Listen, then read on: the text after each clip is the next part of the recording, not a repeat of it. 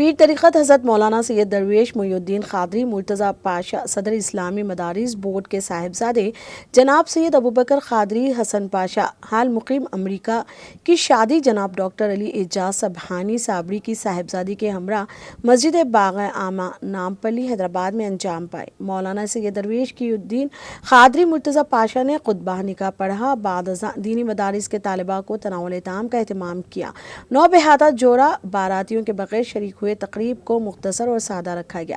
رشتے ازدواج میں منسلک ہوئے جوڑے کو مبارکباد یاور شرعی ہدایات کے مطابق باراتی ہمراہ نہ لائے اور سادگی اختیار کرنے کے ذمہ دارانہ کردار کے مظاہرے پر ستائش کی۔ مولانا مرتضی پاشا قادری نے اپنے پیغام میں کہا کہ صاحب حیثیت افراد غریب بچیوں کی شادی کے اخراجات کا بوجھ بانٹیں، اس سے اللہ راضی ہوگا اور سوسائٹی میں اطمینان اور خوشیاں آئیں گی۔ کسی کے چہرے پر مسکراہٹ لانا اور بوجھ بانٹنا اسلامی تعلیمات اور عبادت کی روح ہے۔